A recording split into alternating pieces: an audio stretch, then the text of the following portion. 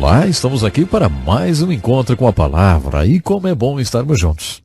Bom, agora que terminamos o estudo do livro de Números, continuaremos estudando o Velho Testamento, examinando o livro de Deuteronômio.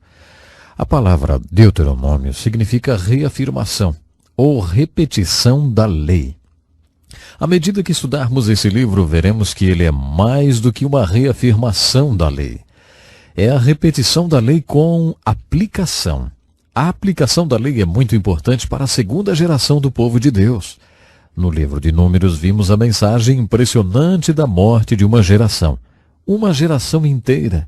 A primeira do povo de Deus morreu no deserto porque não creu. No início do livro de Deuteronômio vemos que o povo de Deus estava pronto para atravessar o Jordão e entrar na terra de Canaã. Essa é a segunda geração do povo de Deus. Lembre-se que Deus tinha ordenado àquele povo no deserto que não tinha fé que invadisse Canaã. Deus tentou mostrar que ele os capacitaria para conquistar Canaã. Mas eles disseram: se nós invadirmos Canaã, nossos filhos se tornarão escravos daqueles povos. Isso entristeceu tanto ao Senhor que ele disse a Moisés no capítulo 14. Porque disseram que se eles invadissem Canaã, seus filhos seriam feitos escravos, serão os seus filhos que entrarão na terra e a conquistarão.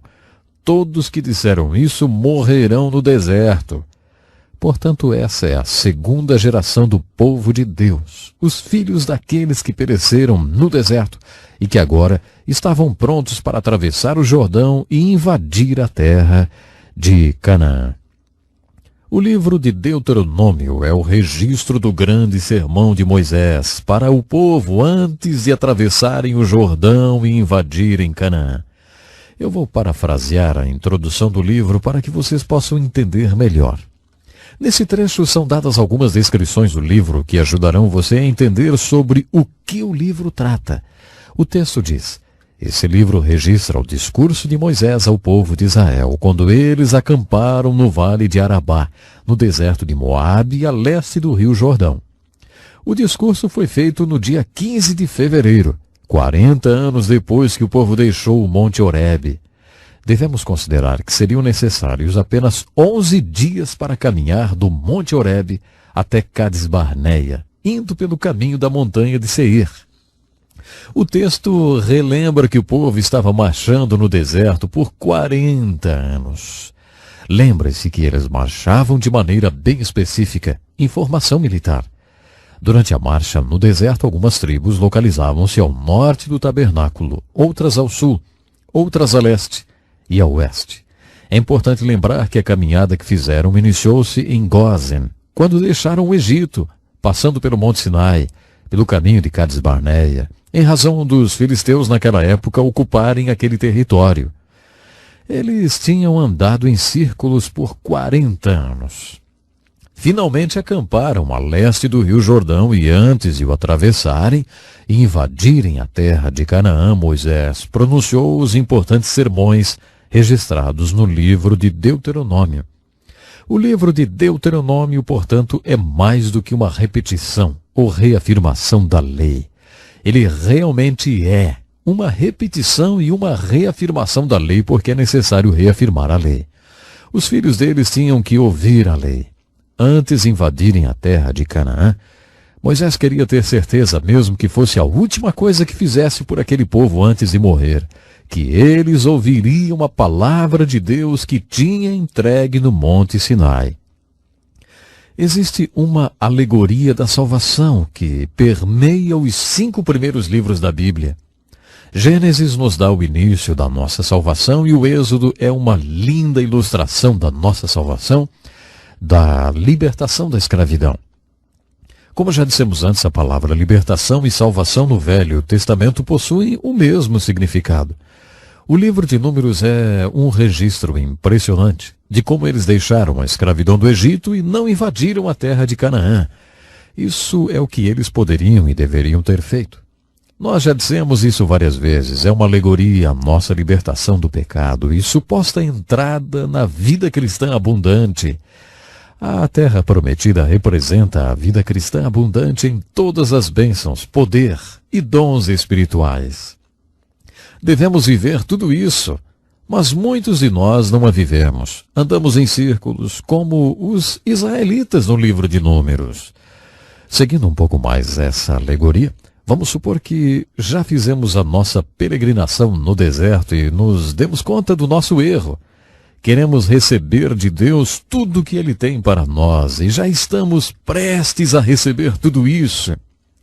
O livro de Deuteronômio é repleto de mensagens para quem está nessa posição, para quem decidiu ser parte da minoria comprometida e não da maioria apática. Tudo isso ilustra o que alguém que disse: Deus, eu quero tudo, estou cansado de andar no deserto e eu quero viver tudo que o Senhor tem para mim. Se é nessa posição que você está, o livro de Deuteronômio é perfeito para você. Ele está repleto de exortações para aqueles que querem receber tudo. Outro tema no livro de Deuteronômio tem a ver com a palavra de Deus tornar-se realidade na vida de seu povo. Deus os exortou a passarem sua palavra para seus filhos. Deus quer que seu povo o ame com todo o seu ser. As exortações no livro de Deuteronômio repetirão várias vezes: ei, obedeça a Deus. Passe esses valores de obediência e amor à palavra de Deus para os seus filhos. Na minha opinião, cada livro da Bíblia tem o seu capítulo-chave. No livro de Números, o capítulo-chave é o 14. No de Deuteronômio é o capítulo 6. O grande sermão de Moisés, registrado nesse capítulo, dá um resumo de todos os outros sermões. Esse sermão não só estabelece o ritmo, como reforça a mensagem dos outros sermões. No capítulo 6 de Deuteronômio, principalmente dos versículos 4 a 9, temos o sermão de Moisés que os rabinos sempre consideraram o melhor de todos os sermões. Na verdade, essa mensagem das Escrituras em Deuteronômio 6 foi considerada a base de confissão e fé do judaísmo. Aqui está a parte central desse sermão. Ouve, ó Israel, o Senhor nosso Deus é o único Senhor. Amarás o Senhor teu Deus de todo o teu coração, de toda a tua alma e de toda a tua força. Estas palavras que hoje te ordeno estarão no teu coração. Tu as inculcarás a teus filhos e delas falarás assentado em tua casa, andando pelo caminho, deitando-te e levantando-te. Também as atarás na tua mão por sinal, e te serão por faixa entre os teus olhos. E as escreverás nos umbrais da casa e nas portas. Esse trecho é a parte central do sermão e de todo o capítulo. Entretanto, há mais do que isso no sermão. O que Moisés estava dizendo para o povo um pouco antes deles atravessarem o Jordão e invadirem Canaã era: ouçam bem, Deus os chamou para ser um povo que o ame de todo o coração e de todo o ser. Para você mostrar que realmente o ama, vocês então precisam obedecer à palavra de Deus. Para você obedecer à palavra de Deus, vocês precisam conhecê-la. Deus quer que os filhos de vocês um dia sejam uma geração de adultos que o amarão com todo o ser. Para amar a Deus com todo o ser, deve-se conhecer e obedecer a sua palavra. Portanto, eu desafio vocês a, antes de tudo, amarem a Deus com todo o ser e a conhecer e obedecer a sua palavra. Por isso, cuidem de passar esses valores para os seus filhos. Moisés estava mostrando para eles como deveriam educar seus filhos para que se tornassem adultos que amassem e obedecessem a Deus. O que Moisés estava falando sobre educar filhos era o seguinte: se você está educando seu filho para que ele ame a Deus, então toda a base de sua educação deve ser a palavra de Deus. É muito simples, Deus é. Se Deus é, então ele é absoluto. Deus é absoluto. Em filosofia fazemos a seguinte pergunta: existe qualquer coisa absoluta? O que Moisés está nos dizendo através desse método de educação é que Deus é o seu absolutismo. Deus é absoluto. E esse Deus absoluto declarou algo: qualquer coisa que o Deus absoluto disser, será absoluto. Portanto, o Deus absoluto deu a você a palavra absoluta. Existem certas questões como moral absoluta que você deverá ensinar aos seus filhos. O pensamento de Moisés é o seguinte: Há um Deus absoluto e uma palavra absoluta, e, portanto, existe um caminho absoluto pelo qual seus filhos devem seguir. Participei de um seminário no qual várias autoridades da área de delinquência juvenil estavam dando palestras. A frase que abriu o debate foi: primeiramente, vamos ser objetivos. Não há absolutismos. Levantei a mão e disse: doutor, acabei de conversar com uma garota de 14 anos que está absolutamente grávida. Como você pode dizer a um adolescente que não há absolutismos? As consequências são absolutas. Elas são absolutamente boas ou absolutamente ruins. As escolhas absolutas devem ser parte da educação. Esse método de educação exposto por Moisés envolve absolutismos. Ele disse: Deus é absoluto. Sua palavra é absoluta. Há um caminho absoluto pelo qual seu filho deve seguir. Certa vez ouvi um psicólogo cristão fazer a seguinte pergunta a 600 mães e donas de casa: quantas vezes você precisa falar alguma coisa para seu filho até que ele perceba que você está realmente falando sério? A resposta foi uma média de 3 a 5 vezes. Por exemplo: é hora de ir para a cama, Joãozinho. Vai para a cama agora. Joãozinho, é hora de você ir dormir. Vá para o seu quarto e arrume-se para ir para a cama. 3 minutos depois você olha para o Joãozinho e vê que ele não deu a mínima atenção para o que você falou. Ele nem se mexeu em direção ao quarto. Então você diz mais uma vez: Joãozinho, eu disse que é hora de você ir para a cama. As mulheres admitiram que precisam dizer 4 ou 5 vezes a mesma coisa. Quando são levadas a sério, já estão gritando e perdendo a paciência, até que o Joãozinho vai para o quarto. O Joãozinho vai ser craque em ignorar seus 4 primeiros avisos, se souber que você só fala sério na 5ª vez. Sabe, eu venho de uma família de 11 filhos e minha mãe não tinha mais do que 1,5 metro. A crise econômica do seu tempo fez com que ela aprendesse alguns conceitos sobre como educar filhos. Ela nunca estudou psicologia, mas também nunca teve que repetir uma ordem. Se ela falasse, estava falado. Se você pensar a respeito disso, verá que é isso que você está ensinando a seu filho, mesmo que seja um simples vá para seu quarto. É hora de dormir, Joãozinho. Eu não vou falar 4, 5 vezes. É uma vez só. Com isso estou concluindo o estudo de hoje. Junte-se a nós no próximo programa. Vamos estar analisando o maravilhoso plano de educação de filhos que Moisés deixou. Então, até o nosso próximo encontro com a palavra.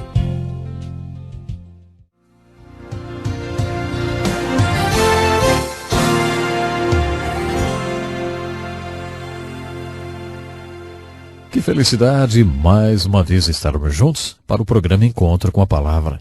Se essa é a primeira vez que você está conosco, precisa saber que nesse programa estudamos a Bíblia. O nosso objetivo é dar uma visão geral e fazer uma introdução ao estudo de toda a Bíblia. Nosso estudo nos trouxe até o livro de Deuteronômio, onde descobrimos uma inspirada filosofia de educação espiritual para os nossos filhos, dada por Moisés. O método educacional de Moisés está baseado na revelação da Palavra de Deus. A revelação da Palavra de Deus é o primeiro fundamento da educação cristã. Sabe, eu fico impressionado com o conteúdo do estatuto de algumas universidades dos Estados Unidos. Nesses estatutos, seus fundadores expressaram o objetivo da universidade quando foi fundada. Sabe o que dizem os estatutos de algumas das universidades mais antigas? Os pais que formularam esses estatutos queriam que seus filhos conhecessem a Deus.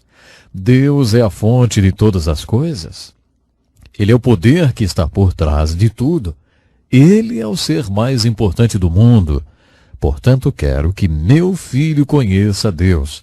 Quero que meu filho saiba ler. Quero que meu filho tenha condições de estudar a palavra de Deus para que ele conheça a Deus. Esse é um dos parágrafos do Estatuto das Universidades mais antigas dos Estados Unidos.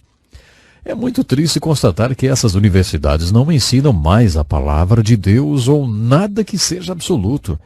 No entanto, os parágrafos continuam a fazer parte dos estatutos destas universidades. O fundamento do método educacional descrito por Moisés é a palavra de Deus revelada. uma palavra absoluta de um Deus absoluto. O segundo fundamento sobre o qual esse método educacional está baseado é a responsabilidade. Quem tem a responsabilidade pela educação das crianças? Algumas pessoas dizem que é o Estado. Quando eu era criança, se eu faltasse na escola, o coordenador da escola ia atrás de mim. Por isso, naquela época, eu achava que o Estado que contratava o coordenador tinha a obrigação de me fazer ir à escola. Por se tratar de escola pública, às vezes as pessoas têm a impressão de que educar filhos é responsabilidade do Estado. Algumas pessoas um pouco mais maduras chegam a dizer, não, a responsabilidade é da igreja. A igreja tem a responsabilidade de educar os meus filhos. Eu os levo à escola dominical todos os domingos e os deixo lá por 30 minutos. É responsabilidade da igreja ensinar meus filhos a amarem a Deus e amar e obedecer a palavra de Deus. Isso é assunto deles. Olha, isso é ridículo. Se você considerar o fato de que um ano possui 8.760 horas, se não faltar nem um domingo, seu filho passará 26 horas na escola dominical. Você acha que do total de 8.760 horas, 26 horas farão muita diferença? Há aqueles que dizem, eu coloquei o meu filho numa escola evangélica, ele passará 1.080 horas lá. Está vendo? É responsabilidade da escola evangélica educar meu filho. Eles o educarão para que ele se torne um adulto que ame a Deus e ame e obedeça a sua palavra. Se você somar as horas que ele passa na escola com as que passa na escola dominical, terá um total correspondente a talvez 1/8 do tempo que ele passa com você. Não é de espantar que Moisés tenha dito. Vocês, como pais, têm essa responsabilidade. Em essência, o que Moisés está falando aos pais é: a palavra de Deus deve habitar no seu coração para que você possa ensinar ela aos seus filhos. Moisés também foi bem enfático quando disse que é o pai que deve dar esse ensinamento. Se as crianças aprenderem sobre Deus apenas com as mulheres, quando crescerem, acharão que ser religioso é coisa de mulher. Deus quer que os homens ensinem as Escrituras para as crianças. Pais, a Bíblia é clara, a responsabilidade maior é nossa. O profeta Isaías disse que é o pai que deve fazer com que os filhos conheçam a verdade de Deus. Essa responsabilidade é dada ao pai. Assim como o comandante do navio ou um avião nunca delega responsabilidade, apenas autoridade, o pai ou os pais num lar nunca delegam a ninguém a responsabilidade de educar os seus filhos. Eles podem delegar autoridade a determinadas pessoas para os ajudarem nessa responsabilidade, mas nunca delegam essa responsabilidade a ninguém. O comandante de um avião delega autoridade ao oficial de suprimentos para cuidar dos suprimentos e delega autoridade a outros para que tudo corra muito bem.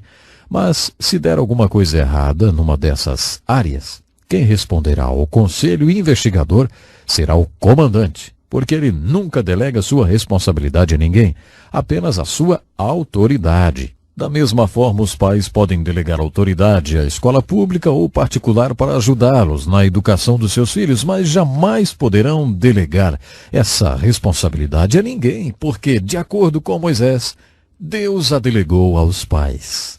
O terceiro fundamento do método de educação é o relacionamento. Moisés pregou sobre quando o pai deve ensinar o caminho de Deus ao seu filho. Tu as inculcarás a teus filhos, e delas falarás assentado em tua casa, andando pelo caminho, deitando-te e levantando-te. Sempre que converso sobre isso com os pais, eles dizem, olha, isso foge da minha realidade, porque nunca estou lá quando ele vai para a cama e nem quando se levanta. Não me sento à mesa e nem saio com ele. Eu sempre respondo, você não entendeu. Está fazendo o que muita gente faz. Está interpretando sua cultura e as Escrituras na ordem inversa. Muitas pessoas interpretam à luz de sua cultura. A minha cultura diz que eu saia antes que eles, levante e chego em casa depois que eles já foram para a cama até. E eu nunca me sento à mesa e nem saio com eles. A palavra de Deus deve interpretar a sua cultura. Não é a sua cultura que deve interpretar a palavra de Deus. A palavra de Deus está dizendo: você deve manter um relacionamento com seus filhos. Para isso, você tem que investir tempo junto com seus filhos. Geralmente, quando um jovem torna-se adulto, pai e filho vivem o que costumam chamar de conflito de gerações. Frequentemente ouço pais dizendo: estou passando por um conflito de geração com meu filho, eu não consigo entendê-lo. Quase sempre o problema não é um conflito de geração, é uma falta de relacionamento. Para aplicar um método de educação de Moisés, você tem que cultivar um relacionamento com o seu filho. Manter um relacionamento com seu filho é uma parte vital do processo. Acho que os homens não têm ideia da importância de gastar tempo com as crianças. Em casa tínhamos um tipo de reunião de oração toda manhã, quando orávamos por nossos filhos. Perguntávamos se eles tinham algum pedido de oração para aquele dia e depois um orava pelo outro. Depois à noite tínhamos um tipo de mesa redonda, quando cada criança respondia as perguntas. O seu dia foi bom ou ruim? Qual foi a melhor e a pior coisa que aconteceram para você hoje, hein? E também, tem alguma coisa que você gostaria de perguntar, contar ou de mostrar? Uma noite o nosso caçula tinha colocado debaixo de sua cadeira um desenho que tinha feito na escola. Minha mulher é professora e tinha me dito para nunca perguntar o que é isso, e sim dizer: me fale sobre esse desenho. Então eu disse: filho, me conta um pouco sobre esse seu desenho. Ele começou: hoje a professora falou para a gente desenhar sobre a melhor coisa que já aconteceu na nossa vida, e eu desenhei isso. Alguns meses antes eu estava saindo de casa para fazer exercício e correr, e na última hora decidi colocar meu filho e sua irmãzinha no banco de trás do carro e levá-los comigo para o clube. Lá eu os coloquei sentados na escada em frente à pista e disse: olha, o papai vai correr em volta desse prédio e eu quero que vocês dois fiquem aqui contando quantas voltas o papai vai dar. E foi isso que aconteceu. Enquanto eu corria, eles contavam minhas voltas. 2 meses e meio mais tarde, quando ele começou a ir para a escola, a professora pediu para ele desenhar a melhor coisa que já aconteceu na sua vida. Meu filho desenhou o seu pai correndo e ele e sua irmãzinha sentados, contando as voltas do pai. Sabe, isso era a melhor coisa que tinha acontecido para ele em toda a sua vida. Acho que nós, pais, não temos a menor ideia da importância do que significa gastar tempo com nossos filhos. Se você entender esse método de educação que Moisés está definindo para nós, verá que relacionamento é uma das bases fundamentais desse processo. O quarto fundamento sobre o qual o método de educação de filhos de Moisés está firmado é realidade. Observe que Moisés está exortando para que a palavra habite no seu coração, para que você ame a Deus de todo o seu coração e depois ensine diligentemente essa palavra a seus filhos. Não confunda as coisas. Nós não comunicamos nem transmitimos nossos valores aos nossos filhos através de sermões. O que transmite a eles é aquilo que realmente é importante para nós. Jesus disse: onde estiver o vosso tesouro, aí estará também o seu coração. Em linguagem simples, isso significa que se você me mostrar onde e como gastou dinheiro nos últimos 5 anos, como gastou o seu tempo, dinheiro e energia, estará me mostrando quais são seus valores e onde está o seu coração. É assim que ensinamos nossos filhos. Não com os sermões, mas os valores em si. Lembro-me de uma cena com meu filho, que sempre foi muito esforçado. Ele tinha apenas 1 ano e meio, e certa manhã, enquanto eu me barbeava, ele aproximou-se e me estendeu o meu chapéu. Ele sabia que eu estava sempre apressado e por isso foi adiantando as coisas para mim. Anos mais tarde, quando ele estava com o horário de escola e outras atividades muito apertado e começou a sofrer de enxaquecas constantes, minha mulher então pediu que eu falasse para ele diminuir o seu ritmo. Então, um dia, enquanto estávamos fazendo o Cooper juntos, toquei no assunto. Eu comecei: filho, você está com seu horário bem corrido, não? Ele respondeu: aprendi com você. Faz 20 anos que vejo você acordar às 5 da manhã e logo sair para trabalhar. Você viu o que aconteceu? Os meus sermões sobre valores não tiveram o menor efeito. Foram as minhas atitudes que transmitiram os meus valores reais para o meu filho. Conheço um pastor amigo que estava com seu filho mais velho e começaram a falar de homens que conheceram. Toda vez que ele citava um deles, dizia: "Ah, ele é muito importante, faz isso, isso e isso." O pastor não comentava nada. Depois de falar de mais de uns 10 amigos nossos, ele falou ao seu pai: "Mas eu não conheço ninguém que faça nada tão importante quanto o que você faz, meu pai. Creio que Deus quer que eu use a minha vida fazendo o que você faz, pai." Ele estudou no seminário, formou-se e hoje é pastor. Você está vendo? Transmitimos aos nossos filhos não aquilo que falamos sobre valores em nossos sermões, mas nossos valores de fato. Veja então que o fundamento sobre o qual a educação dos filhos está sustentada envolve revelação da palavra de Deus, responsabilidade, relacionamento e realidade. A minha oração é que Deus possa lhe ajudar de uma forma especial a educar também os seus filhos. Até o nosso próximo programa.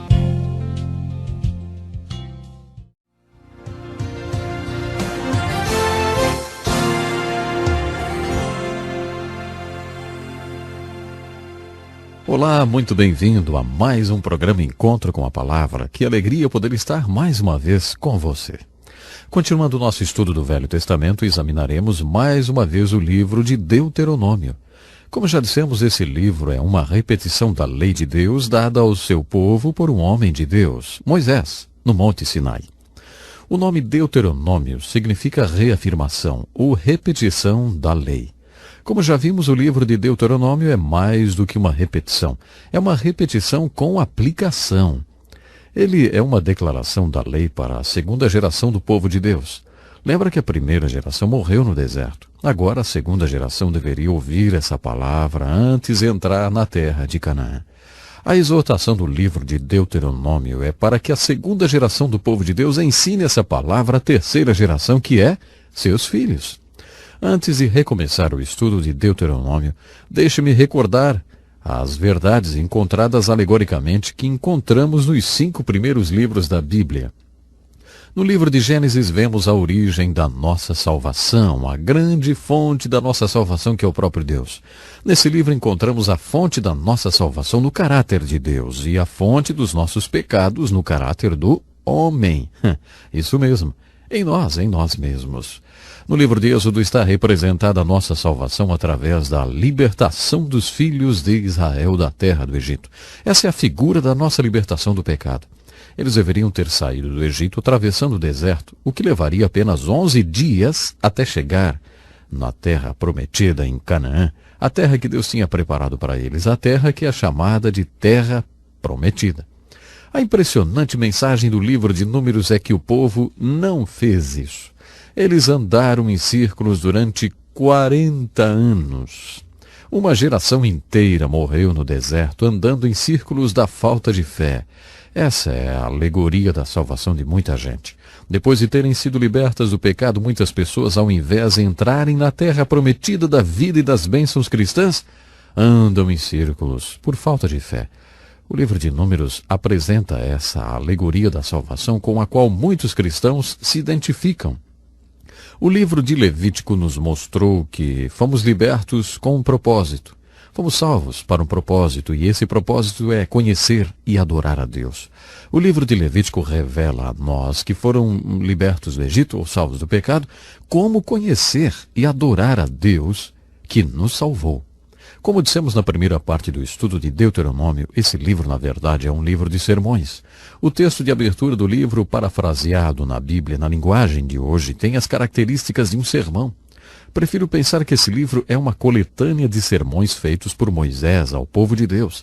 Eles estavam acampados a leste do Rio Jordão, prontos para invadir a terra de Canaã.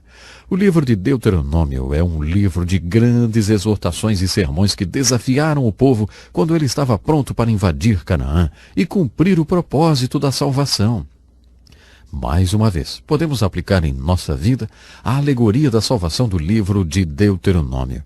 Se fomos libertos do Egito espiritual, estamos cansados de andar em círculos de falta de fé e desilusão e não estamos reivindicando pela fé tudo que Deus tem para nós, se finalmente chegamos ao ponto de querer tomar posse de tudo que possuímos espiritualmente e das bênçãos espirituais que Deus tem para todo aquele que crê, então o livro de Deuteronômio e todas as suas exortações têm uma aplicação para a nossa vida.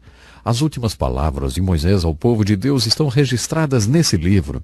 Estão ali as últimas palavras daquele que liderou o povo por tanto tempo e com tanto amor, e que intercedeu diante de Deus por esse povo tantas vezes pedindo perdão e salvação para eles. Nesses sermões tão importantes de Moisés, encontramos uma aplicação para nós que queremos entrar na nossa terra prometida da vida cristã, hoje mesmo, hoje em dia. É com esse conceito sobre o livro de Deuteronômio que eu gostaria de estudar com vocês alguns dos sermões de Moisés. Moisés foi um grande pregador. Honestamente, eu acho que os melhores sermões que poderiam existir já foram pregados e estão nas Escrituras. Os pregadores de hoje fariam um bom negócio se pregassem esses sermões. Alguns desses grandes sermões estão no livro de Deuteronômio e um dos maiores homens de Deus que existiu os pregou. A primeira coisa que estudaremos no livro de Deuteronômio serão os capítulos de abertura do livro. Eles são um resumo da história dos hebreus dado por Moisés com a inspiração do Espírito Santo. A história dos hebreus é um assunto e tanto. Quando terminarmos o livro de Deuteronômio, o último dos 5 livros, iniciaremos o estudo dos livros históricos do Velho Testamento, livros da história dos hebreus. Essa é uma matéria muito extensa e uma das mais difíceis que estudamos nos seminários ou nas escolas bíblicas. No livro de Atos, capítulo 7, Estevão também faz no seu sermão um breve e conciso resumo da história dos hebreus muito importante. Nos primeiros capítulos do livro de Deuteronômio, Moisés resume a história dos hebreus até os seus dias, mostrando os pontos mais importantes. Lendo esse resumo de Moisés, descobrimos o que era importante para ele, segundo o seu ponto de vista. E também vemos a inspiração do Santo Espírito referente àqueles períodos da história. Por isso é importante a leitura desses capítulos, porque eles enfocam nos pontos mais importantes da história dos hebreus. Um dos pontos mais sérios que Moisés enfatiza é a maneira como Deus trabalhou com ele próprio e também a maneira como Deus trabalhou com seu povo. Esse ponto é muito importante e é uma das coisas a serem observadas quando lemos esse sermão de abertura de Moisés, e novamente eu digo que é um resumo da história dos hebreus. Há uma forte exortação em todo o livro de Deuteronômio para a obediência às leis de Deus. Você verá, nesse resumo, que quando eles obedeciam às leis de Deus, Deus os abençoava. Quando eles não obedeciam às leis de Deus, ficavam debaixo da maldição de Deus. Essa exortação à obediência é encontrada em todo o livro de Deuteronômio. Uma das palavras-chave do livro é obediência, outra é amor. Você poderia achar que amor não seria um tema discutido nessa parte do Velho Testamento, mas é. A palavra ame é usada muitas vezes nesse livro, principalmente nas exortações de Moisés para amar a Deus de todo o coração. Amor é um tema muito importante desse livro. Outro sermão muito importante de Moisés foi feito depois que ele deu o resumo da história dos hebreus e também está logo no início do livro, no capítulo 4. Esse sermão exorta o povo a obedecer a palavra de Deus e nunca esquecer as coisas que Deus fez por eles. As aplicações mais importantes desse resumo da história dos hebreus, contudo, está nos 3 primeiros capítulos. E são: lembrem-se como Deus trabalhou nas suas vidas. Lembrem-se dos milagres que ele operou. A exortação do capítulo 4, nesse lindo sermão, é que esses milagres de Deus tenham um efeito profundo e eterno nas suas vidas e que vocês falem para os seus filhos sobre esses milagres. A seguir, há uma exortação para que eles tomem muito cuidado para não quebrar o contrato com Deus. Nós poderíamos usar a palavra aliança. Uma aliança é um contrato entre Deus e o seu povo. Os termos desse contrato são bem explícitos. Se o povo não cumprisse os termos do contrato, deixaria de haver contrato. Deus não teria que abençoá-los se eles não fossem obedientes. Isso, portanto, é uma importante advertência. Nunca quebre o seu contrato com Deus. Poderíamos dizer isso da seguinte maneira: esse é o seu pensamento maravilhoso do dia. Jeová é Deus tanto no céu como na terra, e não há Deus senão Ele. Você deve obedecer às suas leis. Eu gosto desse. Esse é o seu pensamento maravilhoso do dia. Nos dá a impressão que esses sermões no plural foram pronunciados em dias consecutivos. Talvez esse tenha sido o sermão daquele dia em particular. O capítulo 5 de Deuteronômio também é muito importante. Ele é uma repetição dos 10 mandamentos. O livro é isso mesmo, uma repetição, uma reafirmação da lei. Faça uma comparação com os 10 mandamentos em Êxodo 20 e os 10 mandamentos em Deuteronômio 5.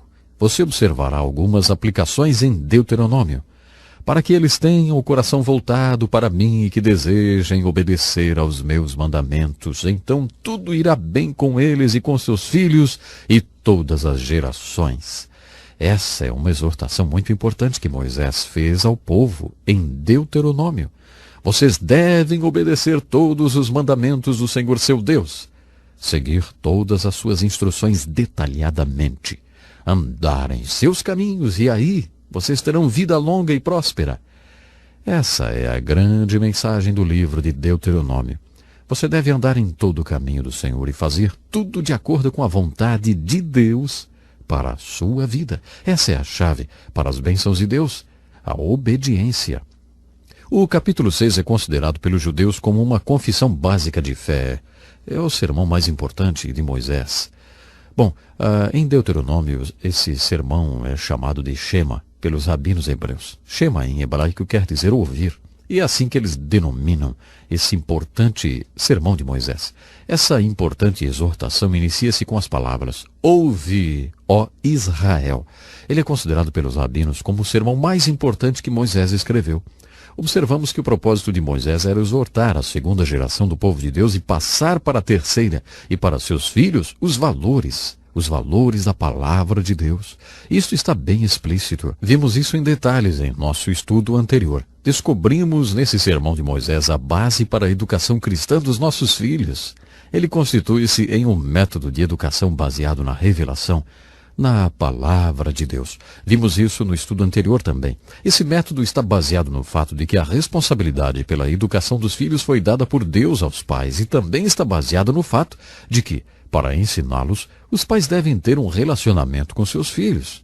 Não há como aplicar o sermão de Moisés na criação dos seus filhos para que eles sejam adultos que amem a Deus e obedeçam a sua palavra sem que você tenha um relacionamento com eles. Moisés deixou isso bem claro. Tu as inculcarás a teus filhos, e delas falarás assentado em tua casa, andando pelo teu caminho, deitando-te e levantando-te. Moisés estava se referindo à palavra de Deus. Tu as inculcarás a teus filhos. Ele está falando aos pais.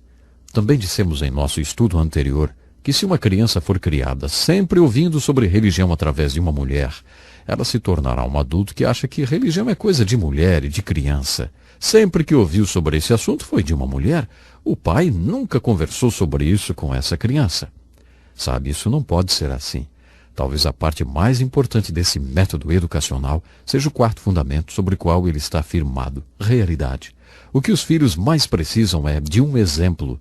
Você precisa dar exemplo.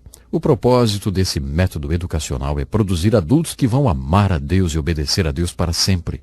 Você jamais produzirá adultos desse tipo em sua casa se você não for para seus filhos um exemplo daquilo que você ensina.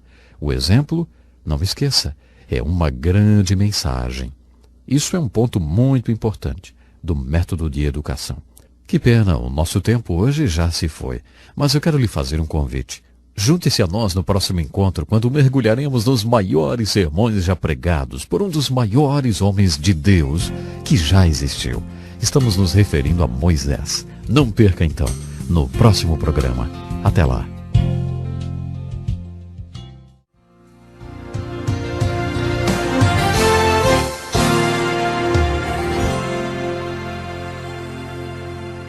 Muito obrigado, Darrell. Aqui estamos nós para mais um encontro com a palavra. Pegue sua Bíblia e junte-se a nós. Em nosso último estudo, vimos os grandes sermões de Moisés no livro de Deuteronômio. Terminamos fazendo uma aplicação daquele que os antigos rabinos consideram como o mais importante de todos os sermões de Moisés, o do capítulo 6 de Deuteronômio, que diz respeito à educação espiritual dos nossos filhos. Esse sermão é seguido de outro sermão de Moisés, também muito importante e registrado no capítulo 8. Todos esses textos são os grandes sermões que Moisés estava pregando. Repetindo esses sermões, falam sobre a palavra de Deus e a importância de obedecê-la. ainda há outra revelação nesse texto. Refere-se ao sermão do capítulo 8, versículos 1 a 14, sobre a palavra de Deus e sobre como nós a aprendemos. Tereis muito cuidado em cumprir todos os mandamentos que hoje vos ordeno. Essa frase será repetida várias vezes nesse livro. Observe a exortação feita em relação à palavra de Deus. Lembrar-te-ás de todo o caminho pelo qual o Senhor teu Deus te guiou no deserto esses 40 anos para te humilhar e te provar, para saber o que estava acontecendo no teu coração, se guardarias ou não os seus mandamentos. Ele te afligiu e te deixou ter fome, depois te sustentou com o maná, que não conhecias, e que os teus pais também não conheceram, para te dar a entender que não só de pão vive o homem, mas de tudo que sai da boca do Senhor. O texto continua dizendo outras coisas. Guarda-te de não te esqueceres do Senhor teu Deus, não cumprindo os seus mandamentos, os seus juízos e os seus estatutos que hoje te ordeno, para não suceder que depois de teres comido e estares farto, te teres edificado boas casas e habitado nelas, depois de se multiplicarem as tuas vacas e as tuas ovelhas, e aumentar a prata e o ouro e tudo quanto tens, se ensoberbeça o teu coração e te esqueças do Senhor teu Deus que te tirou da terra do Egito, da casa da servidão. Sabe, o sermão do capítulo 8 de Deuteronômio, dos versículos 1 ao 14, diz, em primeiro lugar, qual é o propósito da palavra de Deus. Deus nos deu e nos dá a sua palavra porque Ele quer que saibamos como viver. Deus não é um tipo sádico que fica sentado em seu trono criando regras para fazerem felizes. Toda palavra e toda a lei de Deus nasceram do seu amor pelo homem e do seu interesse em nos ver bem. É isso que estava no coração de Deus quando Ele nos deu a palavra. Deus sabe o que é a vida. Ele a criou e sabe como podemos vivê-la plenamente. Jesus disse, eu vim para que tenham vida e a tenham em abundância. Tenham muita vida. Como você consegue essa vida abundante? Ora, se você não quer mais ser enganado nem perder mais nenhuma bênção, as Escrituras dizem que você deve se aproximar da palavra de Deus e obedecer cada palavra que Ele ordenou. Então você conhecerá a verdadeira vida. Isso significa que a palavra de Deus tem a ver com vida. Se você quiser entender a palavra de Deus, poderá estudá-la de várias maneiras. A primeira maneira de estudar a palavra de Deus é fazer o que você está fazendo agora. Você também pode ir para uma escola bíblica ou para um seminário e, inclusive, se formar nessa área. Você estudará a palavra de Deus. Mas, de acordo com a revelação de Deuteronômio, capítulo 8, essa não é a única maneira de se estudar a palavra de Deus. Na verdade, essa não é a maneira mais adequada. Se a palavra de Deus tem a ver com vida, então outra maneira de estudá-la é estudando a vida. Creio que a palavra de Deus nos dá a compreensão da vida e que a vida nos dá a compreensão da palavra de Deus. Portanto, quanto mais você conhecer a palavra de Deus, mais conhecerá a vida. E quanto mais você conhecer a vida, mais conhecerá a palavra de Deus. Isso quer dizer que se você realmente quiser ter tudo e não perder nada e realmente aproveitar a sua vida, as Escrituras ensinam que você precisa chegar à palavra de Deus e obedecer os princípios de Deus. E você terá tudo de melhor de Deus para a sua vida. Aí você realmente estará vivendo. Outra observação muito importante que devemos fazer é em relação à exortação dada para tomarmos cuidado com o conforto. O apóstolo Paulo afirmou em suas cartas: sei passar necessidade e também sei ter abundância. Isso é um grande desafio. Você sabe passar por necessidades? Você sabe passar por aquelas tempestades da vida? Por aqueles momentos difíceis? Ei, você sabe como viver quando está passando necessidades? Paulo diz que sabia o segredo de viver contente, independentemente das circunstâncias. Mesmo acorrentado em uma masmorra em Roma, ele dizia que sabia passar por aquilo pela necessidade, mas ele também podia dizer, sei ter abundância. Às vezes acho que passar pela abundância é um desafio maior do que passar pela necessidade. É verdade. Uma vez o líder evangélico Charles Colson foi falar para 100 casais que trabalham com ele no ministério em prisões. Durante um retiro anual ele falou, orem por mim porque estou começando a ter abundância no mundo espiritual. Estamos atingindo o ponto de abundância em nosso ministério. Somos elogiados e as pessoas estão começando a responder à visão que Deus nos deu. Agora, elas me aplaudem de pé. E ele continuou, sabe, Da última vez eu não soube ter abundância e agora eu estou assustado. Temo não saber passar pela abundância.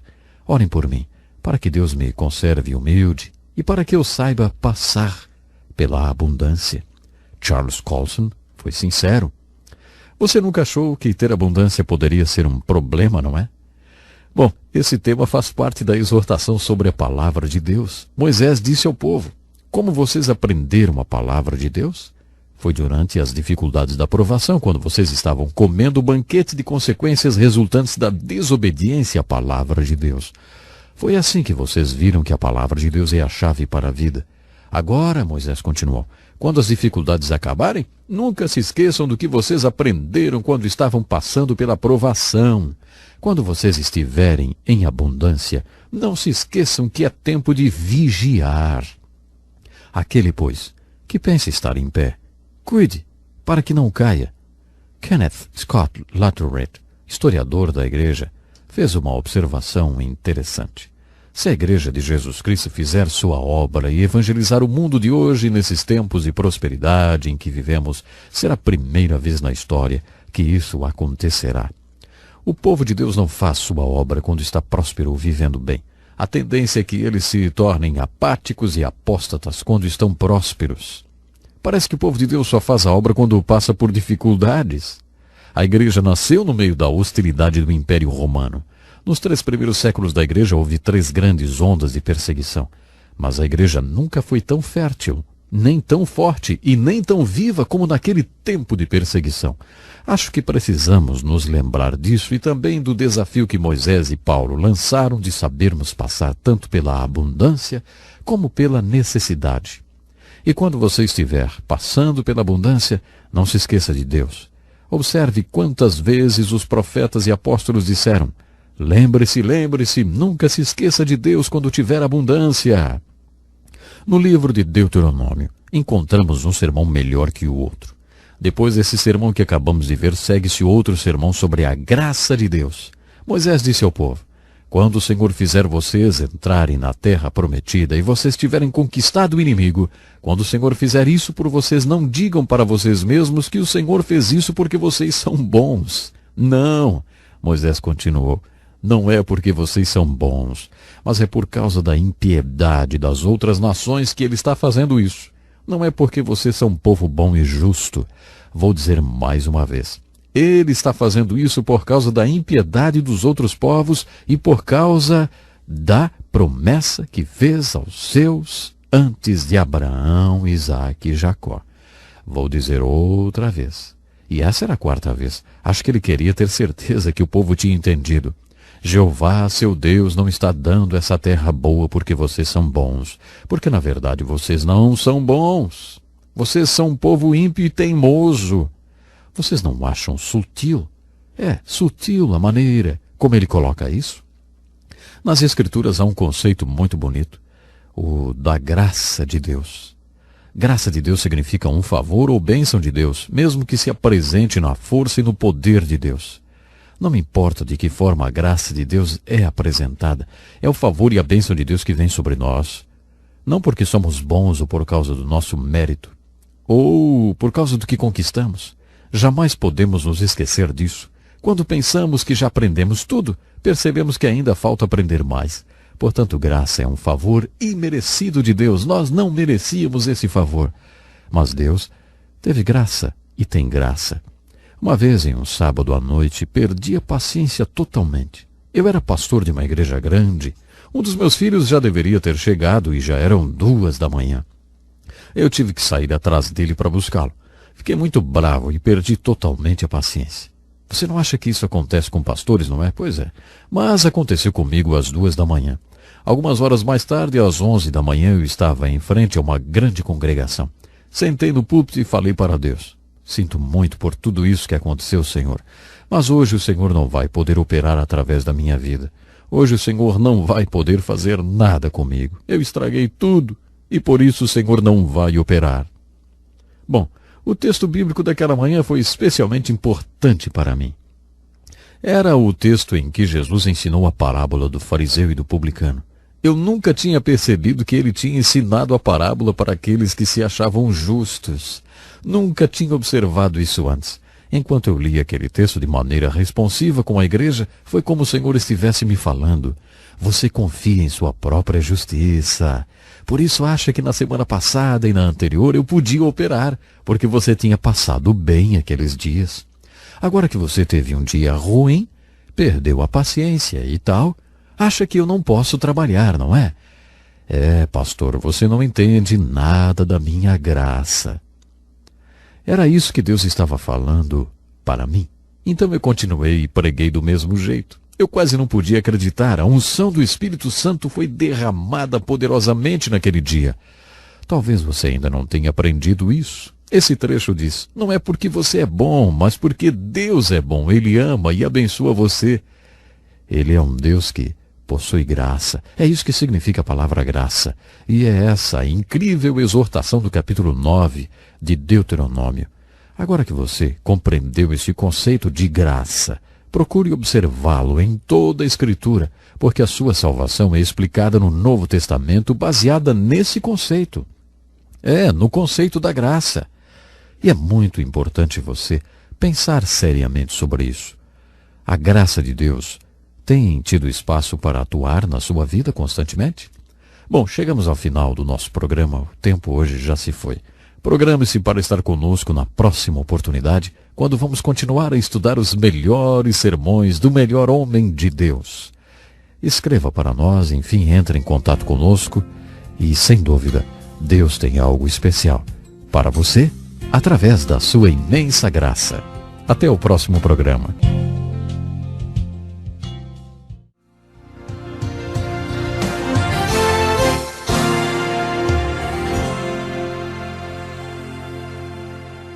Muito obrigado, Darryl. Felicidade estarmos juntos mais uma vez para o encontro com a palavra. Continuando o nosso estudo do Velho Testamento, vamos analisar pela terceira vez o livro de Deuteronômio. Observamos que esse livro é uma coletânea de sermões que Moisés proferiu ao povo de Deus antes deles invadirem a terra de Canaã. Depois de caminharem durante 40 anos no deserto, eles finalmente decidiram assumir um compromisso de fé e atravessar o Rio Jordão para invadir a terra de Canaã e tomar posse de seus bens espirituais. A última coisa que Moisés fez antes de morrer foi dizer todos esses sermões que estão registrados no livro de Deuteronômio. Sabe, a nossa intenção é ter uma visão geral desses sermões. Em nosso último encontro, estudamos o sermão de Moisés sobre a graça de Deus. Isso está registrado nos 6 primeiros versículos do capítulo 9 de Deuteronômio. Esse sermão é seguido no capítulo 10 pelo sermão sobre a nossa resposta à graça de Deus. Isto é sempre enfatizado nas Escrituras. E agora, ó Israel, o que é que o Senhor teu Deus pede de ti, senão que temas ao Senhor teu Deus, que andes em todos os seus caminhos e o ames, e sirvas ao Senhor teu Deus de todo o teu coração e de toda a tua alma, para guardares os mandamentos do Senhor, os seus estatutos que hoje te ordeno para o teu bem? Os céus dos céus são do Senhor teu Deus, a terra e tudo que nela há. Mesmo assim o Senhor se afeiçoou a teus pais para os amar, e a vós, semente deles, escolheu depois deles, de todos os povos, como hoje se vê. Circundai, portanto, o vosso coração, e não mais endureçais a vossa cerviz. A ênfase aqui está em como você responderá à graça de Deus. Graça de Deus quer dizer que Deus ama você. E Ele ama você não porque você é bom ou porque você não é bom. O amor de Deus não é condicional. Ele não está baseado em suas atitudes.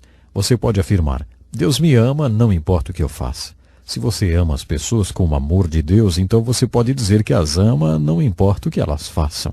Não há uma razão para você amá-las. O seu amor não é condicional. Ele não depende das atitudes das pessoas. Em nossa casa, nós temos um quadro com a frase, Deus me ama incondicionalmente. Sabe, essa é a primeira coisa que meus filhos veem quando chegam em casa à noite, mesmo que seja além do horário que deveriam chegar. Deus me ama incondicionalmente. No corredor tem outro quadro com a frase, eu amo você incondicionalmente. Quero que meus filhos sejam confrontados com esses 2 fatos toda vez que entrarem na nossa casa, não importa quando e nem como entram. Não importa por onde tenham entrado, ou andado. Deus os ama incondicionalmente. Esse é o significado da palavra graça. O amor de Deus não está condicionado a nada. Não depende das suas atitudes. A palavra graça é como uma espada de dois gumes, ou seja, que corta dos dois lados. Em primeiro lugar, isso implica que o amor de Deus por mim e as suas bênçãos sobre a minha vida não dependem das minhas atitudes. Isso é muito confortante porque mesmo que suas atitudes durante essa semana sejam boas, você poderia sentir-se inseguro sem saber se poderia manter o mesmo comportamento na semana seguinte. Talvez na semana que vem você poderia dar uma escorregadinha e aí Deus não amaria e nem abençoaria mais você. E por isso você ficaria inseguro. Mas quando você entende a palavra graça, entende que não precisa se preocupar com isso. Deus vai amar você incondicionalmente, não importa o que você faça. Ele ama você por causa da graça dele. Essa é a primeira metade da mensagem sobre a palavra graça. A outra metade é a seguinte: eu não conquisto as bênçãos e o amor de Deus com atitudes positivas e eu não perco sua graça por causa de atitudes negativas. Podemos nos confortar com isso. A razão de Deus me abençoar não é porque eu sou bom. E Ele também não vai me pôr para fora se eu me tornar mal. Deus me ama e pronto. Exatamente. Jesus me ama quando sou bom e faço o que deveria fazer. Jesus me ama quando sou mal, mesmo que isso o deixe triste. Mas Jesus me ama. E essa é a mensagem da Bíblia. O amor de Deus é assim. Como você responde a isso? Não serve como um estímulo para você? Isso devia estimular você e também a mim a limparmos as nossas vidas e parar com a teimosia e pararmos com o pecado. Devemos desejar agradar a esse Deus que nos ama independentemente de qualquer coisa. Isso deve servir de estímulo para limparmos nossas vidas daquilo que desagrada a Deus e depois, é claro, servi-lo e expressar nossa resposta em gratidão e oração. Depois de nos falar sobre a graça de Deus e a salvação, o apóstolo Paulo, em 2 Coríntios capítulo 6, verso 1, diz assim: nós vos exortamos a que não recebais a graça de Deus em vão.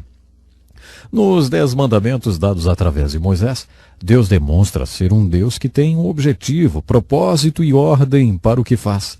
O simples invocar o nome do Senhor em vão já é pecado. Isso não tem a ver com o profano, apesar de incluir isso também. Isso se refere a expressar o nome de Deus em adoração e depois não agir de acordo com seu propósito. Você entende? É um pecado pronunciar o nome de Deus em vão. Se o falar o nome de Deus em vão é um pecado, imagine então o pecado que seria receber a graça de Deus em vão. Pense um pouquinho só. Se Deus ama você e derrama todo tipo de bênção sobre a sua vida, Ele salva você e abençoa você com toda sorte de bênçãos espirituais nos lugares celestiais em Cristo. Você recebe a graça, a força e o poder para viver como um cristão deve viver e servir a Deus. Se tudo isso acontece em vão e você nunca faz nada, aí isso é pecado. No capítulo 10, portanto, há uma exortação para não recebermos a graça de Deus em vão. Depois desse sermão, seguem-se outros sermões impressionantes sobre a apostasia. Apostasia quer dizer afastar-se da posição que você tomou com Deus. Vamos dizer que você assuma a seguinte posição: Deus está em primeiro lugar na minha vida e é assim que eu vou servi-lo. Sabemos o que significa assumir compromissos com esse Deus. Se depois de você ter assumido tal compromisso e tomado essa posição, e mais tarde se afastar, então você terá cometido apostasia. A palavra apostasia é composta de duas palavras. A que indica posicionar-se e a que indica distante. Esse é um pecado muito sério por causa das terríveis consequências que ele traz. Você verá isso quando estivermos estudando o livro de Juízes. Na verdade, podemos observar isso em toda a história do povo hebreu. As consequências da apostasia são impressionantes. Moisés proferiu um sermão muito importante e severo sobre a apostasia. Ele disse: se o meu filho ou filha, ou um parente próximo ou seu melhor amigo tentar afastar você de Deus, mate-o, execute-o, não tenha piedade. Se houver uma cidade que apostatou, destrua-a totalmente e mate todos os seus habitantes. Puxa vida, isso parece duro demais, hein? Entretanto, se você estudar os resultados da apostasia, os cativeiros da Babilônia e da Assíria, verá por que Deus foi tão severo através das palavras de Moisés com respeito à apostasia. Não deixe que a apostasia se prolifere no seu meio. Esse é o importante sermão do capítulo 13 de Deuteronômio. No capítulo 14, há outro sermão, o sermão sobre o dízimo. A palavra dízimo em hebraico significa a 10ª parte. Esse sermão nos ensina que devemos dar a Deus a 10ª parte de tudo que nós temos. Quando estudamos esse tema nas Escrituras, e essa é a primeira vez que o dízimo é ensinado, encontramos a declaração de que o propósito do dízimo é ensinar vocês a colocarem sempre Deus em primeiro lugar nas suas vidas. O dízimo tem um propósito, tem sim. Deus não precisa de 10% da nossa renda. Por que então Deus instituiu a lei do dízimo? Porque Ele queria nos ensinar algo. O primeiro mandamento nos diz: Deus em primeiro lugar. As Escrituras insistirão repetidamente: Deus em primeiro lugar. Deus quer que aprendamos essa lição tão importante. Como Deus nos ensina a colocá-lo em primeiro lugar na nossa vida? Uma das maneiras é nos dando uma medida de compromisso. Ele sabe se é ou não o primeiro em nossas vidas, mas nós não sabemos. Por isso o Senhor instituiu o dízimo. O dízimo não existe porque Deus quer 10% de tudo que temos. Deus quer a primeira 10ª parte. Observe bem isto, hein? A primeira 10ª parte.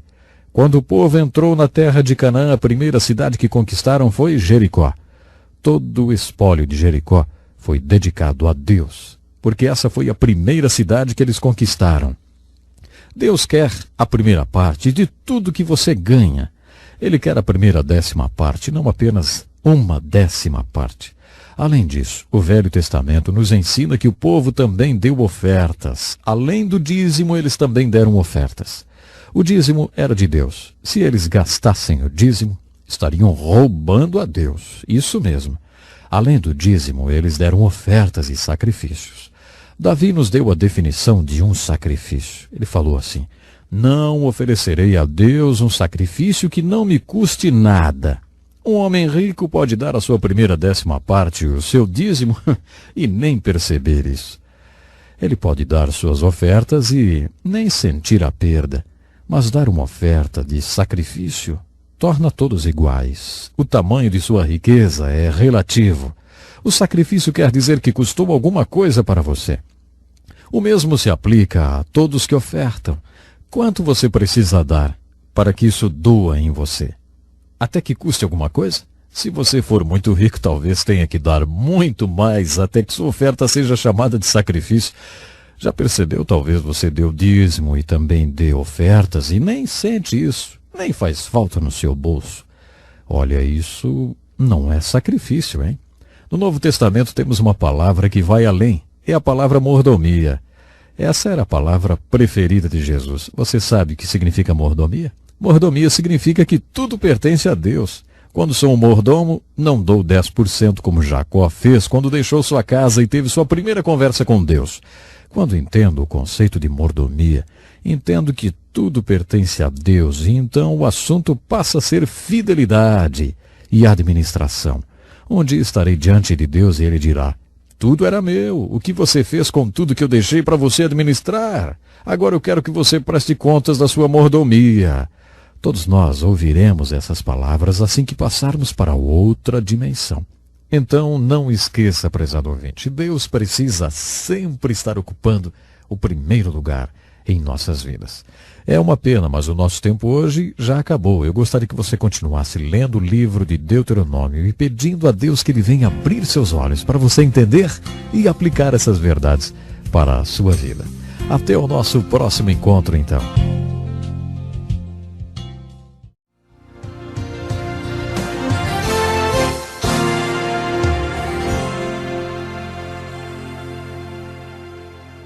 Que felicidade grandíssima estarmos mais uma vez juntos para o encontro com a palavra. Por favor, agora pegue sua Bíblia e abra no seu 5º livro, o livro de Deuteronômio. Participe do Encontro com a Palavra em mais um estudo da inspirada Santa Palavra de Deus, escrita para você e para mim.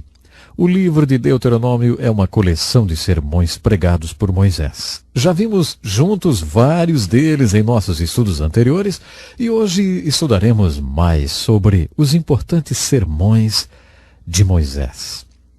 No capítulo 17 de Deuteronômio há uma profecia e uma norma de conduta para o povo de Deus. Moisés era um profeta e um profeta fazia duas coisas.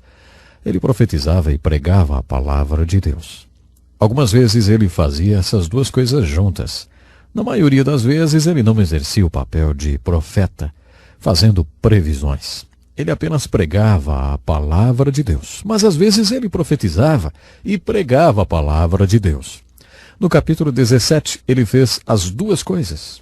O povo ainda não tinha um rei. Ele só teria um rei 500 anos mais tarde. Mas Moisés anunciou para eles: quando vocês entrarem nessa terra, um dia decidirão que querem um rei. Eu não acredito que Deus quisesse que eles tivessem um rei. Mas Moisés previu isso. Vocês vão querer ter um rei e Deus dará um rei a vocês. Quando isso acontecer e vocês o tiverem coroado, e ele já estiver cumprindo o seu mandato, quero que vocês o façam reinar sobre essas leis que eu anunciarei agora. Quando ele for coroado e sentar-se no trono como rei, deverá copiar essas leis do livro que estará com os sacerdotes levitas. A cópia dessas leis deverá ser sua constante companheira. Ele deverá lê-la todos os dias da sua vida para que aprenda a respeitar o Senhor, seu Deus, obedecendo todos os seus mandamentos. Essa leitura constante da palavra de Deus o impedirá de sentir-se melhor do que seus co-cidadãos. Também o impedirá de se desviar o mínimo que seja das leis de Deus e assegurará que ele tenha um reinado bom e duradouro. Então seus filhos o sucederão no trono. O primeiro rei bom que Israel teve foi Davi. Nos Salmos, Davi nos deu a descrição de um homem abençoado por Deus. Ele disse que o homem abençoado por Deus, não é abençoado por acaso ou por coincidência. Suas bênçãos são um banquete de consequências. Ele é abençoado porque é um homem que crê na palavra de Deus. Ele ama a palavra de Deus e tem prazer nela. Ele medita nela dia e noite. Por isso ele é como a árvore que tem suas raízes firmadas em solo fértil. E é por isso que Deus o abençoa. De onde Davi tirou essa revelação? Acho que ele próprio era um homem abençoado. Creio que ele amava a palavra de Deus e meditava nela dia e noite, e ele fazia isso porque Moisés prescreveu uma lei, dizendo que quando o povo de Deus tivesse um rei, esse rei deveria, de próprio punho, fazer uma cópia dos 5 primeiros livros da Bíblia e viver com eles, e meditar neles dia e noite. Não seria maravilhoso se tivéssemos essa lei no Brasil? Sempre que um presidente tomasse posse, a primeira coisa que faria seria passar algumas semanas em Brasília, transcrevendo com as próprias mãos os livros de Gênesis, Êxodo, Levítico, Números e Deuteronômio. Isso seria incrível, não? Não é verdade? Não seria incrível se pudéssemos dizer: Senhor presidente, a primeira coisa que o senhor deve fazer nas primeiras 2 horas do dia, todos os dias, é meditar nessa palavra. Leia diariamente a palavra de Deus. E não seria maravilhoso poder reivindicar isso dos presidentes, reis ou primeiros ministros? Não só do Brasil, claro, mas de todos os lugares do mundo. Moisés passou as leis para o rei, que ele sabia, o povo teria um dia. No capítulo 18 de Deuteronômio há um sermão muito forte contra o ocultismo. Deus não aprova coisas como previsão do futuro ou mediunidade. Nesse sermão nós lemos: Moisés escreveu: nenhum israelita deve praticar a magia negra ou pedir proteção aos espíritos malignos, nem prever o futuro, nem ser encantador de serpentes, médium, mago ou invocador de espíritos de mortos. Qualquer um que fizer essas coisas será objeto de horror e desgosto para Deus. Deus eliminará essas nações dessa terra porque elas praticam tais coisas. As nações que vocês conquistarão praticam essas coisas. mas o Senhor seu Deus não permitirá que vocês as pratiquem. Alguém já disse que há mais coisa entre o céu e a terra do que o homem possa imaginar. Observe que as Escrituras não afirmam que tais fenômenos não sejam reais, nem que não existam. A Bíblia diz, não se envolva com isso. A razão pela qual Deus proíbe tão severamente todas essas coisas é porque elas possuem uma fonte e essa fonte não está em Deus. Se a fonte não é Deus, então quem é? Algumas pessoas ficam muito ansiosas para ver poderes ou manifestações espirituais e acabam achando que qualquer manifestação psíquica, vamos dizer assim, seja do Espírito Santo. Qualquer manifestação espiritual é o Espírito Santo. Isso é uma ingenuidade. As Escrituras afirmam que vários lugares examinem os espíritos para ver se procedem de Deus. Qual é a fonte desses espíritos? A Bíblia afirma que há uma dimensão espiritual e que ela pode ser positiva ou negativa. Há um espírito que é santo e que vem da parte de Deus. Na verdade, a Bíblia afirma que o Espírito Santo é o próprio Deus. Deus trabalha e se expressa através do Espírito Santo. Existem o fruto e os dons do Espírito. Mas há espíritos na dimensão espiritual que não são santos e também não são da parte de Deus. Quando você se envolve com previsões do futuro, cartomantes, espiritismo ou simpatias e todas essas coisas mais, sabe, você está lidando com um espírito que não vem de Deus. Portanto, através de Moisés, Deus proibiu severamente o seu povo de se envolver com esse mundo espiritual negativo. No capítulo 18 do livro de Deuteronômio, encontramos um sermão muito importante sobre Moisés, o grande profeta. Essa foi uma das mais importantes profecias de Moisés. Ele disse, um dia virá um profeta ao mundo. Quando vocês estavam no Monte Sinai, Deus entregou a lei por meu intermédio. Vocês disseram a ele através de mim, não queremos que Deus fale conosco, não podemos ouvir sua voz, senão morremos. Não podemos ter contato direto com Deus. Muito bem. Deus ouviu sua oração e o seu pedido e enviará um homem ao mundo que será um profeta especial, através de quem ele falará com vocês. É claro que essa é uma profecia messiânica de Moisés e uma resposta à oração que o povo fez ao pé do Monte Sinai quando afirmaram que não poderiam falar com Deus diretamente. Deus deu a eles uma palavra escrita, mas queria se comunicar com eles de outra forma, de uma forma além da palavra escrita. No seu amor e misericórdia, Deus se comunicou com eles através de um profeta. Esse profeta era o Messias, que era profeta, sacerdote e rei. Observe que, quando João Batista foi examinado pelos líderes religiosos, eles lhe perguntavam, ei, você é que é o profeta? Todos eles tinham conhecimento daquela profecia de Moisés. Quem seria esse profeta? Jesus Cristo, é claro. No capítulo 20, nós encontramos um grande sermão sobre fé. Nesse sermão, Moisés diz, quando vocês forem lutar com inimigos mais fortes que vocês, lembrem-se que a sua única esperança é a presença de Deus com vocês. Lembrem-se de que o que vocês precisam para atacar o inimigo mais forte do que vocês é a fé. Para dar uma demonstração dessa fé, quando vocês marcharem contra inimigos mais poderosos que vocês, os sacerdotes e oficiais devem se levantar e perguntar, alguém de vocês está com medo? Então volte para casa. Nós não precisamos de você. Algum de vocês acabou de plantar uma vinha? Pode ser que você seja morto e alguém comerá o fruto da sua vinha. Gideão aplicou esse sermão quando estava saindo para lutar contra os midianitas. O seu exército era composto de 32.000 soldados que lutariam contra centenas de milhares de midianitas. Deus o lembrou da profecia de Moisés e disse, ei, Gideão, pergunte a essa gente, algum de vocês está com medo? Então vá para casa. Gideão fez isso e 22.000 homens voltaram para casa. Gideão, então, só tinha 10.000 homens e Deus disse, puxa, Gideão, você tem muita gente ainda, você tem 10.000 pessoas. Se você ganhar essa batalha, vai pensar que foi por causa de toda essa gente. Você tem que passar uma peneira. Quando você chegar ao rio, vou mostrar como fazer isso. Então Deus deu as instruções. Diga para os que passarem pelo rio apenas lambendo a água para ficarem do outro lado do rio. Para aqueles que se abaixarem para beber a água, diga para eles ficarem nessa margem do rio. Você não precisa deles. Sabe, 9.700 homens se abaixaram para beber a água. E Deus ordenou: mande-os de volta para casa. Você não precisa deles.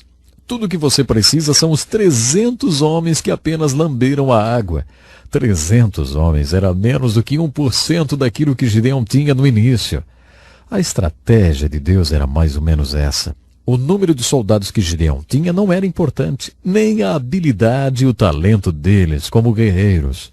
O que realmente importava é que Deus estava com eles. O poder da presença de Deus seria o mesmo com 300 soldados ou com 32.000 soldados. Mas para ter certeza de que eles acreditariam nisso, que a única esperança que tinham era a presença de Deus com eles, Deus instituiu por meio de Moisés esse desafio tremendo. Davi acreditou. Todos os homens de Deus acreditaram. Davi declarou: a batalha é do Senhor. Certo dia, um grupo de pastores estava almoçando em uma base militar muito importante, onde estavam guardados os melhores jatos do exército americano. Eles nos mostraram todos os aviões e um pouco do poder de fogo que eles tinham. Um pastor presbiteriano velhinho me puxou de lado e disse: ei, em Deus nós confiamos. Não é o que nós dizemos? Não é o que está na nossa moeda? Será que realmente nós confiamos em Deus? Ou será que confiamos em nossos mísseis e em nosso poder de fogo? Esse é o ponto do sermão do capítulo 20. Sabe, isso é algo muito importante. Isso vale para a nossa vida hoje? Claro que sim. Você confia em Deus? Você tem fé? Você tem enfrentado a batalha da sua vida com uma verdadeira fé? Isso é muito importante. Que maneira maravilhosa de terminarmos o estudo do livro de Deuteronômio. Há muito mais nesse livro do que aquilo que nós estudamos. Eu tentei compartilhar com vocês alguns dos pontos mais marcantes. Eu gostaria que você pensasse nisso. O mesmo Deus que esteve com Gideão, o mesmo Deus que esteve com Moisés, o mesmo Deus que esteve com Davi, está também com você. Quer fazer parte todos os dias da sua existência. Pense nisso e até o nosso próximo programa.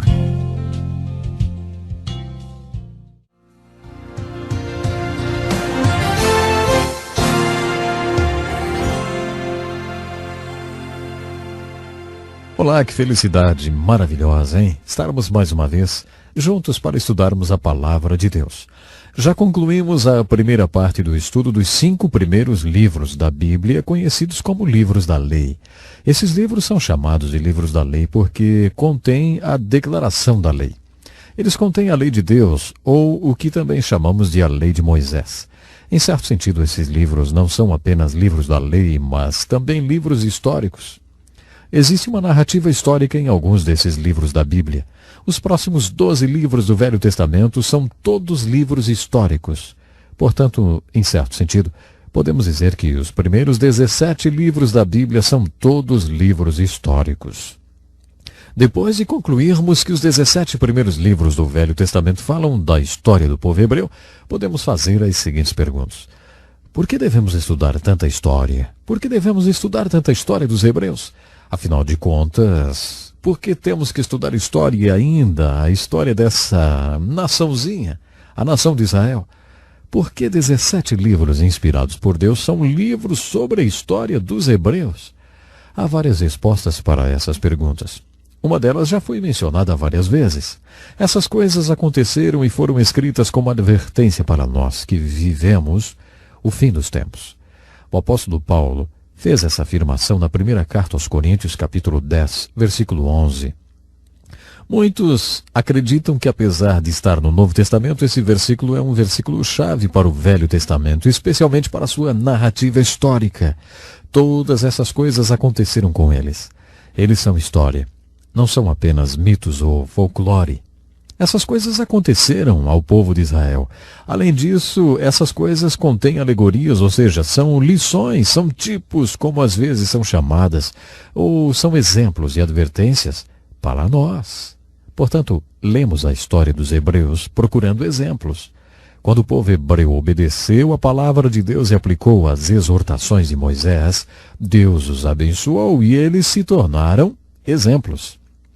Quando eles não obedeceram à palavra de Deus, viveram sobre a maldição de Deus. E suas vidas rapidamente tornaram-se advertências para você e para mim que vivemos o fim dos tempos.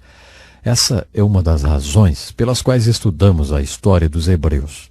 Tudo o que aconteceu a eles aconteceu para nossa edificação, como exemplo para seguirmos ou como advertências que devemos considerar.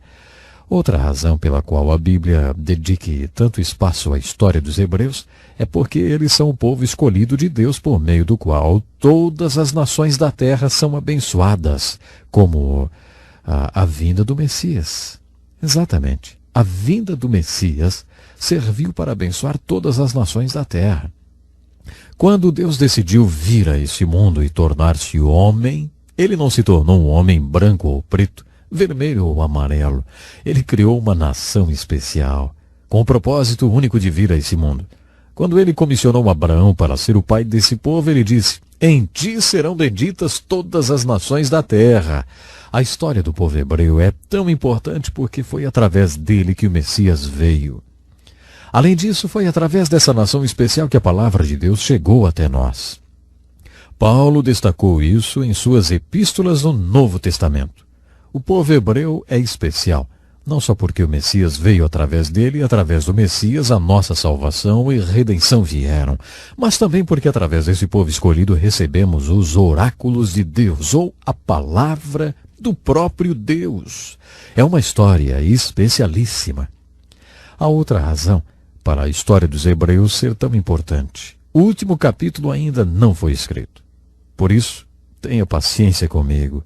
Em nosso estudo do livro de Deuteronômio, deixamos de abordar um dos mais importantes discursos de Moisés, registrado no final do livro, através do qual ele proferiu uma profecia muito importante relativa a Israel. Moisés profetizou o cativeiro de Israel, a dispersão e o retorno de Israel à sua terra. Ele afirmou que haveria um retorno geográfico de Israel à Terra Santa. Israel tornou-se uma nação em 1948. Ezequiel, Jeremias, Isaías e Moisés profetizaram esse retorno. Se você estiver interessado nas profecias bíblicas, então está interessado no que denominamos de escatologia, que significa o estudo das últimas coisas. Se você está se perguntando o que acontecerá, como será consumada a história humana, descobrirá que a Bíblia tem muito a dizer a respeito desse assunto. Deus tem um plano e consumará a história humana de acordo com esse plano. Se você está interessado no plano de Deus para a consumação da história humana, mantenha seus olhos fixos em Israel. Isso mesmo, mantenha seus olhos fixos na Terra Santa. Na carta de Paulo aos Romanos, dos capítulos 9 a 11, Paulo escreveu uma profecia muito importante sobre a salvação de Israel. Israel se voltará para Deus e Deus se voltará para Israel. O apóstolo Paulo diz algo surpreendente.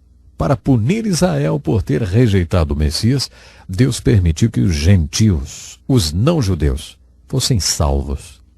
Paulo afirma que Deus se voltará para Israel novamente e todo Israel será salvo, depois que o número de gentios ou não-judeus tiver sido salvo. Um número suficiente para punir Israel por ter rejeitado o seu Messias. Zacarias, o profeta, no capítulo 10 do seu livro, afirma que um dia os judeus serão grandes profetas novamente. Segundo ele, 10 homens segurarão um judeu pelo casaco e vão dizer: "Deus está com você, fale-nos do seu Deus." Se você estuda a profecia bíblica, percebe que Israel é a chave para a profecia. Nós já vimos o retorno geográfico de Israel para a sua terra. Ainda não vimos o retorno espiritual de Israel para o seu Deus. Já percebemos alguns movimentos emocionados nessa direção. Há alguns acontecimentos realmente interessantes, como, por exemplo, as sinagogas messiânicas. Temos visto uma parte do povo escolhido de Deus nascer de novo e se converter e abrir sinagogas messiânicas. Qualquer sinal de um retorno espiritual de Israel, além do geográfico, é muito emocionante se considerarmos a consumação da história. De acordo com a profecia bíblica, o retorno, tanto geográfico como espiritual, de Israel é um fator muito importante na maneira como será concluída a história. Por isso é tão importante estudar a história dos hebreus. Estudamos a história deles, porque Deus ainda não acabou de lidar com eles, e quando ele terminar com o povo de Israel ao mesmo tempo, terminará de lidar com todo mundo. Podemos justificar a necessidade de estudar história nesse estudo dos livros históricos do Velho Testamento da seguinte forma. Suponha que amanhã você acorde em um hospital e seja informado que sofreu um acidente no caminho para casa e, como resultado do acidente, contraiu amnésia total. Suponhamos que você não tenha a menor ideia de quem você seja e nem de onde você veio. Você não tem a menor ideia de quem é a mulher que parece ter intimidade com você, e nem essas crianças que entraram no quarto chamando você de papai ou de mamãe. Você não tem a menor ideia de quem são eles e está completamente perdido porque está sofrendo de amnésia total. Isso pode acontecer. Qual seria a coisa mais importante do mundo para saber em um momento como esse? Seria, claro, o que nós chamamos de história social. Se você se deparasse sofrendo de amnésia, teria uma obsessão em descobrir a sua própria história social. Ficaria impossível continuar vivendo sem saber onde você deveria estar e para onde deveria ir, até que descobrisse onde você esteve. É assim a história. Se você quer entender a família humana, terá que saber onde ela está, onde deveria estar e para onde deveria seguir. Para entender tudo isso, você precisa entender onde a família humana esteve. Estudando as Escrituras, você conhece o povo de Deus do qual você faz parte agora. Se você faz parte do povo de Deus, precisa entender onde o povo de Deus deveria estar, para onde deveria ir e quais deveriam ser os seus objetivos, valores e aspirações. A fim de entender onde o povo de Deus deveria estar e para onde deveria ir, você precisa saber onde ele esteve. Não só o povo hebreu, claro, mas como todo o povo de Deus. Por todas essas razões, iniciaremos o estudo dos livros históricos do Velho Testamento. Estudaremos a história do povo hebreu nos livros históricos inspirados da Bíblia. Lembre-se que a Bíblia é um livro fantástico. Ela faz que você possa se lembrar que a história do povo hebreu iniciou-se com Deus. De acordo com o livro de Gênesis, que o grande livro de Gênesis fala para nós. Você lembra? É o livro das origens. Deus é a origem desse povo e de todos os outros povos. De acordo com Gênesis, através do homem Adão, que é o pai, o cabeça da raça humana, a família humana veio a existir. No livro de Gênesis também ouvimos falar desse povo escolhido, um povo especial, escolhido por Deus, que se originou de 3 patriarcas, Abraão, Isaque e Jacó. O início de tudo está registrado no livro de Gênesis. No final do livro, vemos que desses patriarcas foram geradas 12 famílias ou 12 tribos que tinham ido para o Egito fugindo da fome que havia na terra. É assim que Gênesis termina, com essas 12 famílias ou tribos do Egito. O livro de Êxodo inicia-se 400 anos mais tarde, depois que essas 12 famílias tinham se tornado uma multidão. Nos Estados Unidos da América, de algumas poucas colônias, em 200 anos a população multiplicou-se para cerca de 200 milhões de pessoas. Em 400 anos no Egito, essas 12 famílias tornaram-se uma multidão de cerca de 2 ou 3 milhões de pessoas. Mas eles eram apenas uma grande multidão. Uma das primeiras coisas que Deus acha que eles precisam para desenvolver a sua história é de um líder.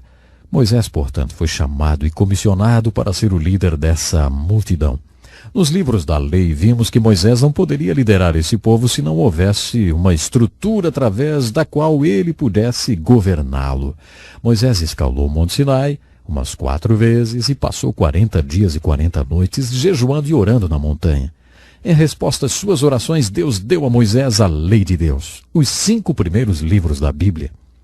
Essa lei se tornou a estrutura através da qual Moisés lideraria aquele povo. Com o desenvolvimento de sua história, aquela multidão indisciplinada e desorganizada passou a ser uma nação. Agora eles tinham um líder, uma estrutura de leis e um tipo de governo, mas também tinham um problema. Estavam no lugar errado, estavam no Egito. Deus tinha um lugar para eles e não era o Egito, era Canaã. Eles teriam que passar pela libertação do Egito. Essa libertação aconteceu através da liderança de Moisés. O livro de Êxodo conta essa história. Já o livro de Números nos apresenta a saída do povo de Israel do Egito. E assim a história continua. O nosso tempo hoje já acabou, mas eu quero convidar você, esteja conosco no próximo programa. Nós vamos continuar viajando de uma forma especial pela história do povo de Israel. Até lá então.